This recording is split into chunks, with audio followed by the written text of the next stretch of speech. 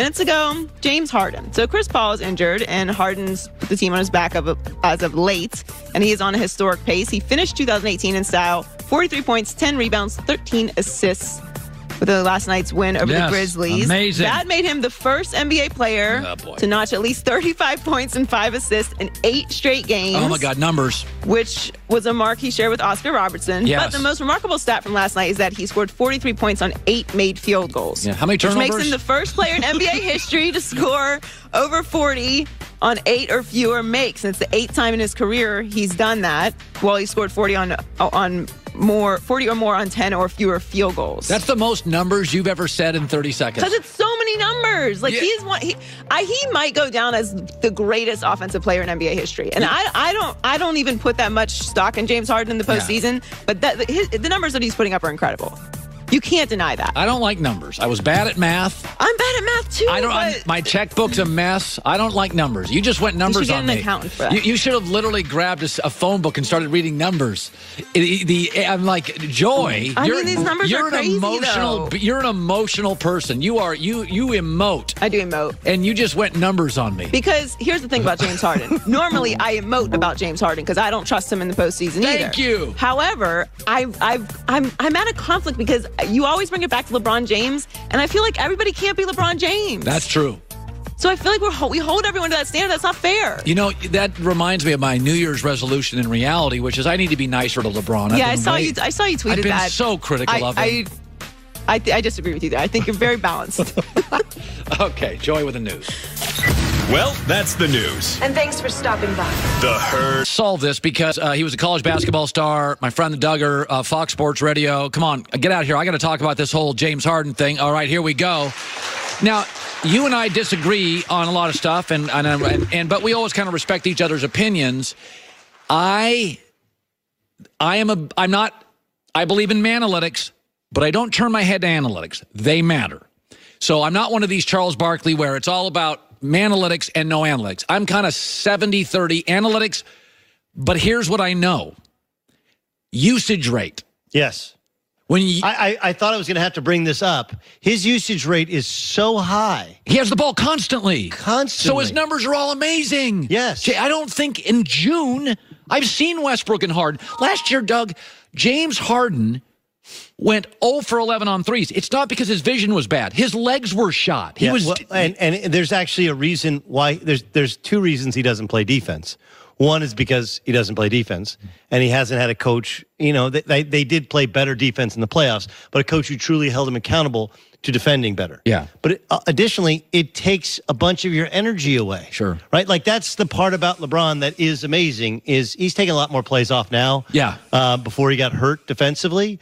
But is that LeBron could have such a high usage rate and defend at a reasonable level at the other end. Kawhi Leonard's probably the best at it in the league. Correct. And that hurts his ability at times to score. That's why a lot of times he plays without the basketball. But I think when you get into playoff basketball, he ain't getting 27 free throws. Ain't happening. Okay? And he's going to have to defend a little bit better. All that takes away from the juice you have in your body. And that's going to hurt. So it's like a different sport in the playoffs. But to Joy's point, which is a good one, which is he might go down as statistically the best offensive player. All of these guys, this is no different than the NFL, where we have 12, 13, 4,000-yard passers. There's more plays. Look, college football. Why are they setting so many records? Well, they run more plays. There's 100 plays in a college football game for teams that they never had before. More plays, more passes, and oh yeah, by the way, now we count bowl games and as well as conference championship games. More games. It's going to make stats on steroids. So to get back to Harden, I think it's sustainable for the regular season, but the game is officiated differently, and he has to play differently, and that's why I think it's ultimately doomed to fail.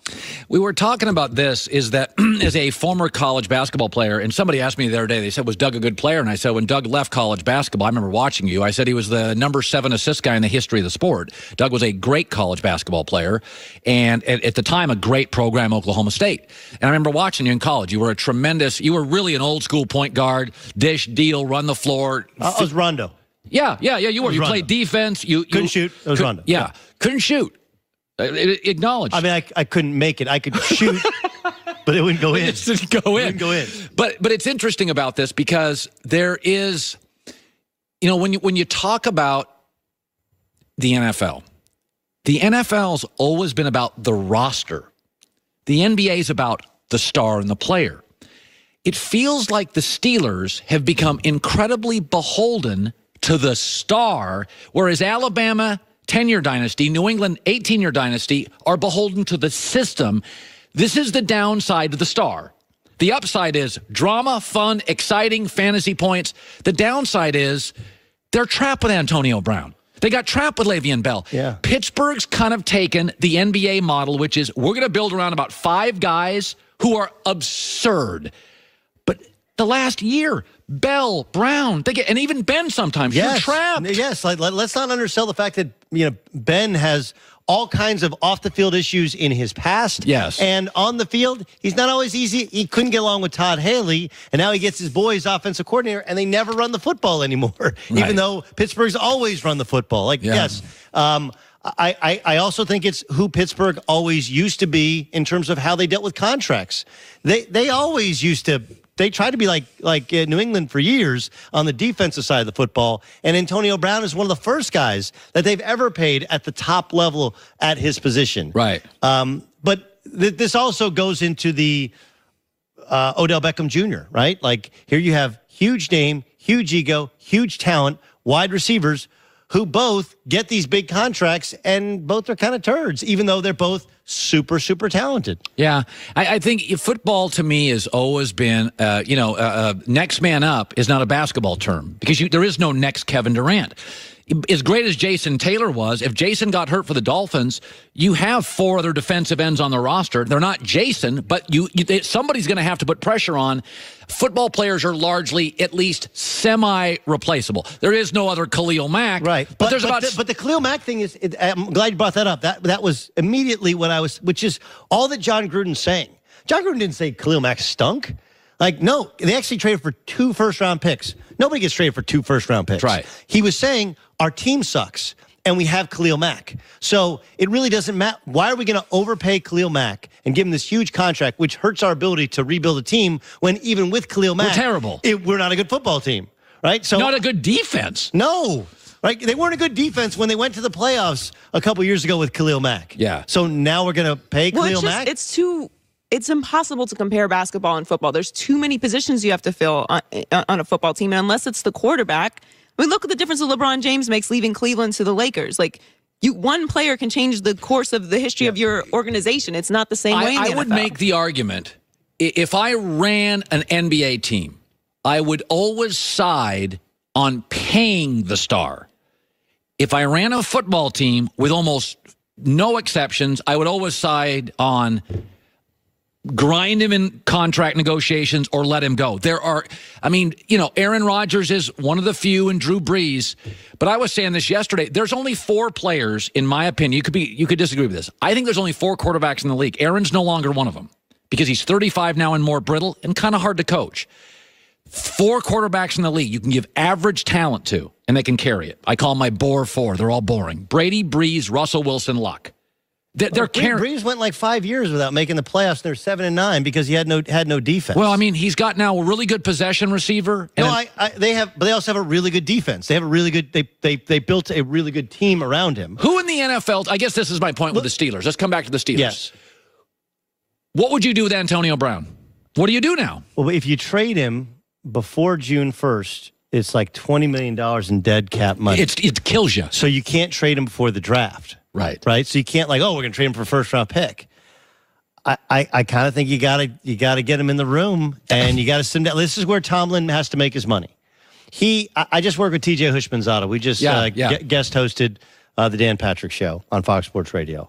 And he's like, look, Antonio Brown grew up in Miami idolizing Chad Johnson. I'm telling you, this is just like when I played with Chad Johnson. And he's like, the only way you're going to do it is tough love. He's like, now look, Ben Roethlisberger is not the easiest guy to deal with.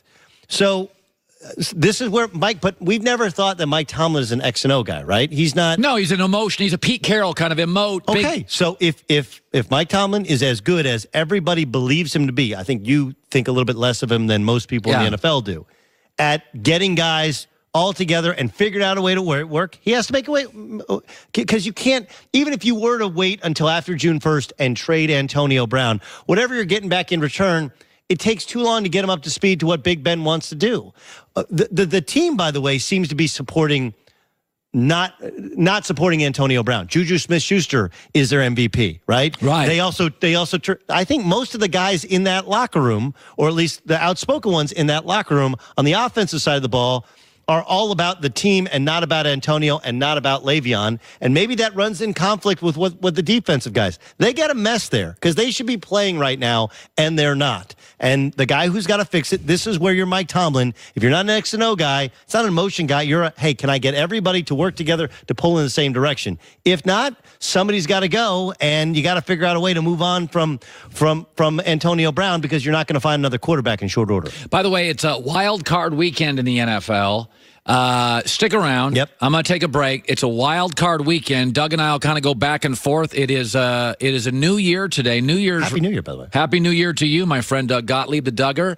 Thank you so much for joining us today. I'm going to watch the Rose Bowl 2 in 5 hours. The rest of the bowl games I don't give a rip about. Doug, that Herd hierarchy, New Year's resolutions, 7 of them in sports, all coming up. It's the Herd.